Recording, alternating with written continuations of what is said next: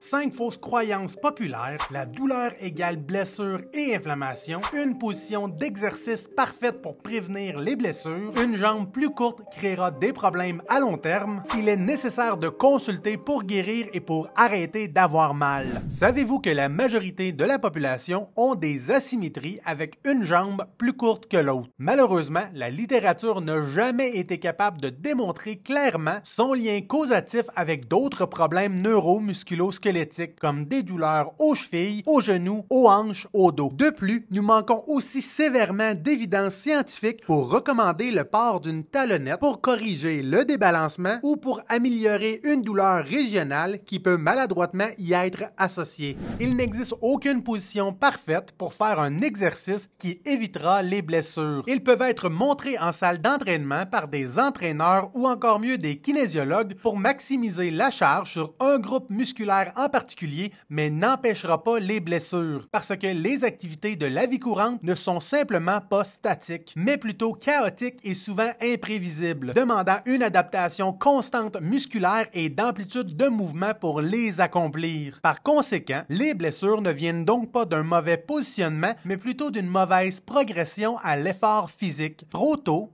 trop rapidement, trop en même temps. Il n'est pas non plus nécessaire de consulter en physiothérapie ou en chiropratique suivant une blessure pour guérir. Il n'existe aucune évidence scientifique pour supporter le contraire. J'en parle parce que ça peut être un facteur de risque important dans la création de nouvelles routes d'information négatives pour la douleur persistante chronique. Les déficits fonctionnels, les pertes d'amplitude de mouvement qui peuvent être présentes même après une guérison complète ayant pour origine l'inaction et de ne jamais avoir laissé la douleur guider le rétablissement. Les consultations avec nous devraient avoir un objectif informatif d'encadrement et de réduction de la douleur pour que les patients puissent reprendre le contrôle de leur situation de santé par eux-mêmes. La douleur ne veut pas dire blessure. Il est important de comprendre que la sensibilité, les tensions musculaires et la douleur peuvent exister et persister à travers les mois et les années même quand tout est guéri et même avec des radiographies et des IRM complètement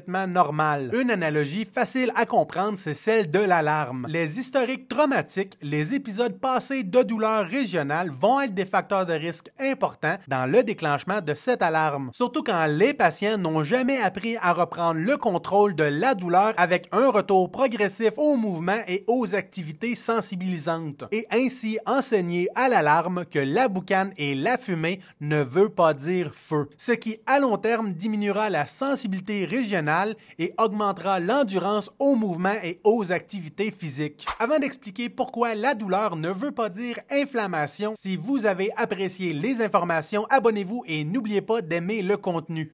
Finalement, certains patients et thérapeutes utilisent encore l'analogie de l'inflammation pour expliquer la présence de douleur. La douleur n'égale pas inflammation et inflammation n'égale pas douleur. L'inflammation articulaire arrivera suivant des accidents comme des entorses et sera nécessaire au processus de guérison et à la réparation tissulaire. Contrairement à la pensée populaire, l'inflammation constante sera uniquement présente avec des diagnostics différentiels auto-immunitaires et rhumatologiques. C'est important d'arrêter la propagation de ces mythes parce qu'ils peuvent progressivement créer des dépendances malsaines avec un thérapeute et faire la promotion de douleurs persistantes chroniques en déresponsabilisant et en freinant l'autonomie des patients et patientes. Si vous voulez en savoir plus, si vous avez des questions, des suggestions, je vous invite à les mettre dans la section appropriée parce qu'une personne informée, c'est une personne en contrôle de sa santé.